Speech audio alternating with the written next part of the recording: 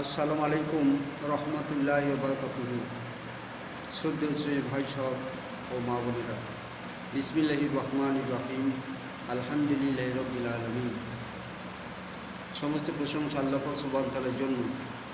আমার চ্যানেলের নাম হলো মানবতা সরল পথ। আজকের যে ভিডিওটা পরিবেশন করা হচ্ছে 100 নম্বরের পরের ভিডিওটা, তার পরের অংশটা।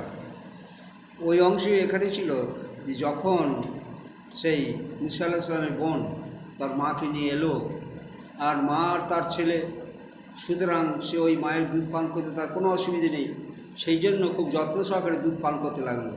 তখন ফেরাউন ঘোষণা করে দিল যে দেখো, এই মেয়েটি খুব ভালো, এর বুকের দুধ যখন আমার ছেলে পান করছে, একে যথার্থ পুরস্কার দেওয়া হবে। আল্লাহ পাক দেখে দিলেন যার মায়ের দুধ সে পান করলো, কিন্তু সেখানে দেখা গেল সে সেখানে পারিশ্রমিক পেতে লাগলো।